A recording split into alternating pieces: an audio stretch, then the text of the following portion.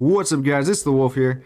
For today's video, honestly, with all these melodramatic YouTubers talking about Microsoft and the state of Xbox and how things are going and Redfall, etc., I just wanted to come to the discussion and put my point in, put my 2 cents in. I don't know how long this video is gonna be, but I just want to kind of get into it. So, with Redfall being Xbox's first exclusive, not only for 2023, but also in a while in general, is this a bad start for Microsoft?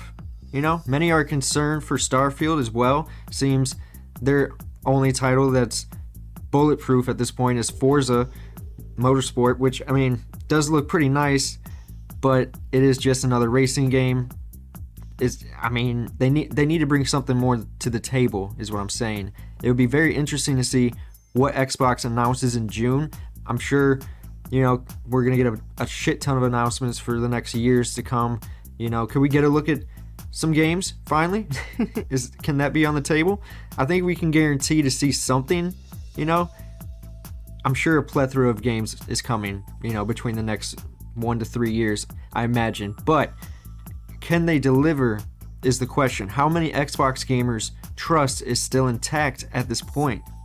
Like, let's be real here, okay? Once you start seeing what Sony has to offer and the better optimization for third-party titles on PS5 versus Xbox Series S and Xbox Series X, and then their exclusives all being bangers despite Forspoken and my personal mixed feelings on Horizon Forbidden West, but that Burning Shores is getting me curious again, but who knows if I'm really going to pick that up. But it is $20, so I don't know.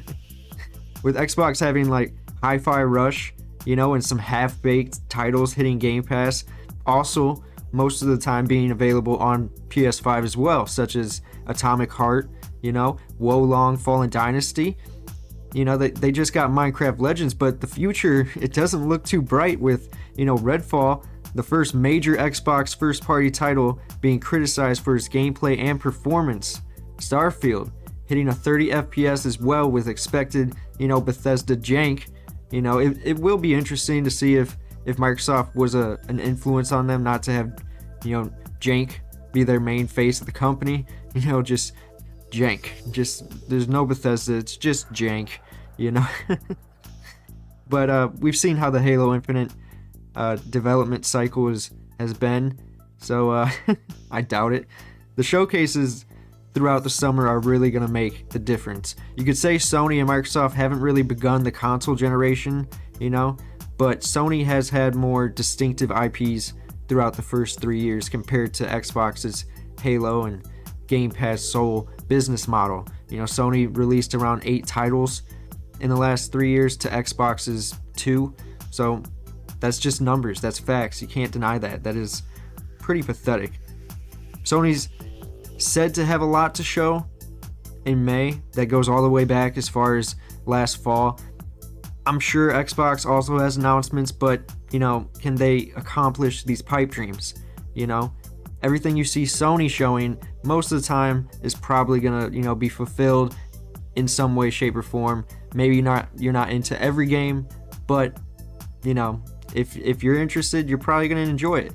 While Xbox, Xbox fans are fuming. And I feel for you, While Xbox makes their dashboard more corporatized and gives you less with the hint of Game Pass every so often, they really have become the Netflix of gaming, And I really hate how the dashboard is looking. It's looking very ridiculous how much advertising is just splashed on screen. I hope they do get to fixing that, but it's not a hard thought to get your head around that the average Joe could think about selling his or their family's Xbox to get a discounted PS5 and a couple big games that they're interested in. That's completely reasonable, especially with so many ways to sell your consoles than just eBay. It's not like back in the day you can go on pretty much any platform and sell at a decent price at just at regular value.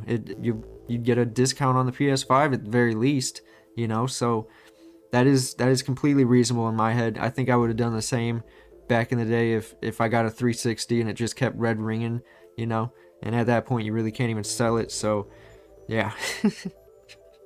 Either way, it's not It's not only going to be very interesting what Xbox and Sony show in June and May, June, but also how the perception of Microsoft and Sony are going to be this time next year. Like I said, this generation is just getting started. Buckle up for a long ride because the PS5 is going to 2029. Honestly, I could see both companies going towards a 2028, 2029 release window for the next generation of gaming. It's crazy to think we're already thinking of the PlayStation 6 and Xbox 720. I really hope they go with that name. I've just been hopeful ever since I seen it in Real Steel, and I think I Am Legend as well. The Xbox one just made zero sense to me for the longest. Anyway, comment what you think from both companies. What do you think's coming in the next couple years? No point in bashing either of them until we see what's planned in the next couple months at the very least, and if the games actually really make an impact. The console war is far from over. Everybody get that out of your head. And yeah, I like numbers. I like the drama. You can't tell me the PS4, Xbox One, E3, drama fest wasn't just fantastic to see one company rip the other one a new one. That was just like peak, honestly. Usually it's just comparisons of exclusives and services, but now I guess optimization and quality performance is the big question in 2023. Never would have thought Xbox, the most powerful gaming console, can't run games. People are also going to say Phil Spencer should be fired, and who knows. We have to see how these games go first. If they come to fruition, then whatever, Phil Spencer, you're doing okay. But if these games come out and they're all ass, or they're all disappointing, underdeveloped, anything, and they're all in some way, shape, or form, you only have like a couple, that's going to look really bad on Xbox's perception of the common gamer. Anyway, don't forget to like, comment, and subscribe to join the Wolfpack. Peace.